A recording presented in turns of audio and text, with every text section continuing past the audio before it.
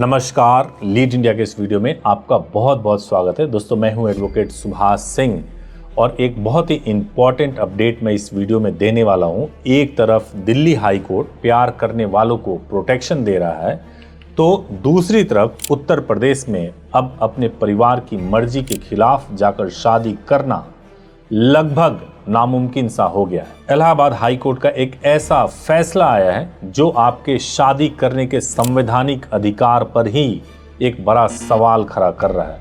तो चलिए जानते हैं कि ये नियम आपके लिए कैसे एक मुसीबत बन गया है और आपके कानूनी अधिकार इससे कैसे प्रभावित हो रहे हैं। इसके बारे में मैं आगे बताऊं उससे पहले कहना चाहता हूं कि 7 अक्टूबर का दिन आप अपने डायरी में नोट कर लीजिए, क्योंकि उस दिन इस मामले में सुनवाई होनी है सुप्रीम कोर्ट में और एक बहुत बड़े फैसले की उम्मीद की जा सकती है। और यदि आपको कोर्ट मैरिज को लेकर के किसी भी तरह का संशय है तो आप हमारे हेल्पलाइन नंबर 8800 पर कॉल करना मत भूलिए। पूरी तरह से कोशिश करेंगे कि आपकी समस्याओं का समाधान करें। तो सबसे बड़ा सवाल यह है कि आखिर उत्तर प्रदेश में हो क्या रहा है। देखिए, पूरे देश में स्पेशल मैरिज एक्ट 1954 लागू है, या फिर आप मैरिज करके मैरिज रजिस्ट्रेशन कर सकते हैं। दोनों ही तरीके से अगर कोई दो बालिग लोग यानी लड़की 18 साल और लड़के की उम्र 21 साल है तो वो अपनी मर्जी से शादी कर सकते हैं, चाहे परिवार राजी हो या ना हो। दिल्ली जैसी जगहों पर तो अदालतें ऐसे कपल्स को सुरक्षा देने की बात करती है और इसे संविधान के आर्टिकल 21 के तहत जीने की आज़ादी का हिस्सा भी मानती हैं। लेकिन यूपी में अब कहानी पूरी तरह से पलट गई है। इलाहाबाद हाई कोर्ट के एक ऑर्डर के बाद उत्तर प्रदेश में चुपचाप या परिवार की मर्जी के बिना शादी रजिस्टर कराना एक टेढ़ी खीर हो गया है। जो अधिकार आपको हमारा संविधान देता है वो यूपी में नए नियमों के एक जाल में उलझ कर रह गया है। तो सवाल यह है कि आखिर कोर्ट को ऐसा क्यों करना पड़ा। असल में ये सब शुरू हुआ 125 से भी ज्यादा याचिकाओं से जो इलाहाबाद हाई कोर्ट के सामने आई। ये याचिकाएं ऐसे कपल्स ने लगाई थी जो घर से भागकर आए थे और कोर्ट से सुरक्षा मांग रहे थे। शादी कर लिया था, शादी करने के बाद से कोर्ट से सुरक्षा मांग रहे थे। जब कोर्ट ने इन मामलों की जांच की तो पता चला कि इनमें से कुछ मामले फर्जी थे। कोर्ट ने स्पेशल इंक्वायरी भी बैठाई, जिसकी वजह से कुछ ऐसे मामले आए थे जो कि फेक डॉक्यूमेंट के बेसिस पर मैरिज हुए थे और मैरिज का रजिस्ट्रेशन हुआ था। इसके बाद से ही कोर्ट का रुख बदला और कोर्ट ने कहा कि शादी कराने वाले पंडित और संस्थाएं फर्जी हैं।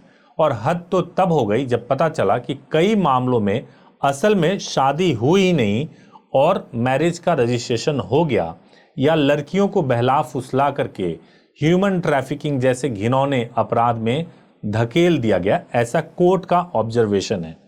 और इसी वजह से शनिदेव बनाम यूपी सरकार जैसे केस में राज्य सरकार को शादी के रजिस्ट्रेशन नियमों को सख्त बनाने का आदेश दिया गया। अब मैं यहीं पर एक बात कहना चाहता हूं कि लव मैरिज या कोर्ट मैरिज से संबंधित या कपल राइट से संबंधित अगर आप एक्सक्लूसिव वीडियो देखना चाहते हैं तो आप मेरे ही एक दूसरे YouTube चैनल अपनी जोरी पर जा सकते हैं। वहां पर केवल कोर्ट मैरिज और लव रिलेशनशिप से संबंधित वीडियोस आपको देखने के लिए मिलेंगी। इस चैनल का लिंक मैंने इसी वीडियो के डिस्क्रिप्शन में डाला हुआ है, आप वहां से चैनल को एक्सप्लोर कर सकते हैं। अब आते हैं हाई कोर्ट के उस आदेश के बारे में। देखिए, हाई कोर्ट के आदेश पे बहुत विवाद है, क्योंकि अगर मान लीजिए कि किसी कपल ने या किसी व्यक्ति ने फर्जी डॉक्यूमेंट से शादी किया है तो फर्जी डॉक्यूमेंट पे शादी करने के तरीकों पे रोक लगनी चाहिए, या जिस व्यक्ति ने शादी कराया है उसके खिलाफ केस रजिस्टर्ड होना चाहिए, या जिसने भी डॉक्यूमेंट को मैनिपुलेट किया उसको सख्त किया जाना चाहिए। लेकिन आप शादी का नियम ऐसा बना दें जो कि पूरी तरीके से संविधान के विरुद्ध हो, या ऐसे हो जो अन्य कपल जो जेन्युइनली प्यार करते हैं उनके अधिकारों का हनन करता हो, तो इस पर विवाद तो होना ही था। अब हाईकोर्ट के आदेश के बाद जो नए नियम बनाए गए हैं वो शादी करने के पूरे प्रोसेस को ही बदल देते हैं, खासकर उन कपल्स के लिए जिनके परिवार वाले शादी के खिलाफ है। अब एक एक करके मैं आपको समझाता हूं कि आखिर बदला क्या है और इसे समझना बहुत जरूरी है। सबसे पहली चीज, परिवार का कोई सदस्य बनेगा गवाह। अब अगर आप बिना परिवार की रजामंदी के शादी रजिस्टर कराना चाहते हैं तो कोशिश की जाएगी कि परिवार का कम से कम एक सदस्य वहां मौजूद रहे। अगर परिवार का कोई सदस्य आता है तो अधिकारी शर्तों में कुछ ढील देकर के आपके मैरिज को रजिस्टर्ड कर सकते हैं, अदरवाइज नहीं करेंगे। यानी मैरिज रजिस्ट्रेशन अगर आपको किसी और प्लेस से करना है तो आपके परिवार का कोई सदस्य, वो भी इंपॉर्टेंट सदस्य होना ही चाहिए, तभी आप मैरिज रजिस्ट्रेशन करा सकते हैं। अब सबसे बड़ा सवाल है, लव मैरिज में ये कैसे पॉसिबल है जब दोनों ही परिवार इस शादी के बिल्कुल विरुद्ध हैं, वो भी जाति की वजह से। और दूसरा जो इंपॉर्टेंट है कि पंडित या काजी को खुद आना होगा। अगर परिवार से कोई भी नहीं आया तो जिस पंडित, मौलवी या पादरी ने आपकी शादी कराई है उसे खुद रजिस्ट्रार ऑफिस में हाजिर होना पड़ेगा। साथ में उसे एक एफिडेविट भी देना होगा कि शादी उसी ने करवाई है। अब एक और बड़ा सवाल है कि एक पंडित या एक पादरी या काजी ऐसा जोखिम लेंगे ही क्यों? किसी और के मैरिज रजिस्ट्रेशन में वो क्यों जाएंगे? उनका काम है शादी कराना, उन्होंने शादी करा दिया। अब उसके बाद कपल की ड्यूटी है कि वो रजिस्ट्रेशन कराएं या ना कराएं। उस पंडित, काजी या पादरी को फोर्स नहीं किया जा सकता कि आपको मैरिज रजिस्ट्रेशन कराने के लिए मेरे साथ कोर्ट जाना ही होगा। जो तीसरी बात है कि शादी की वीडियो रिकॉर्डिंग जरूरी। अब शादी की सिर्फ फोटो या कार्ड दिखाने से काम नहीं चलेगा। जिन शादियों में परिवार शामिल नहीं है उन कपल्स को अपनी शादी की पूरी वीडियो रिकॉर्डिंग एक पेन ड्राइव में जमा करानी होगी। और चौथा जो सबसे इंपॉर्टेंट है कि आप अपने शहर में ही रजिस्ट्रेशन करा सकते हैं, अपने तहसील में ही।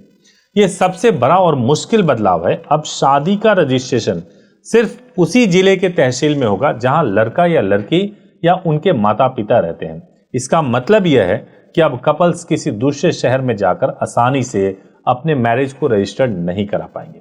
अब इससे क्या प्रॉब्लम हो गया कि भाई मैं अपने शहर के तहसील में अगर मैरिज रजिस्ट्रेशन करवाऊंगा और अपने परिवार से भी किसी को बुलाना मैंडेटरी कर दिया गया है या किसी पंडित को ले जाना मैंडेटरी कर दिया गया है तो मैं तो पकड़ा जाऊंगा, रजिस्ट्रेशन होगा कैसे? हो ही नहीं सकता।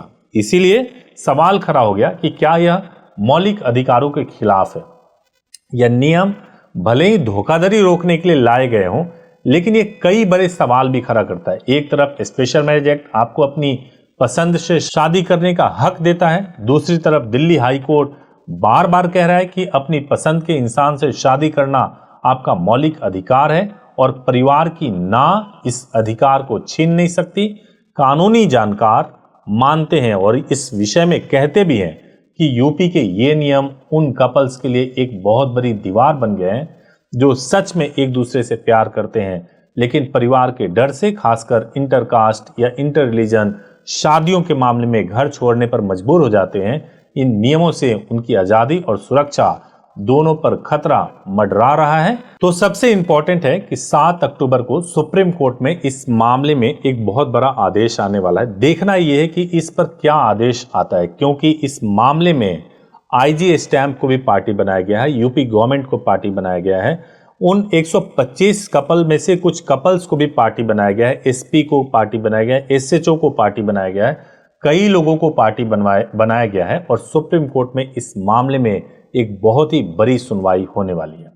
तो आपको क्या लगता है, क्या यह नियम सही है? ये पर्सनल फ्रीडम पर हमला है? आपकी राय क्या है? आप नीचे कमेंट्स में जरूर बताइएगा ताकि हम आने वाले वीडियोस में इसको जरूर उठा सकें। Thank you so much for watching this video. Thank you so much.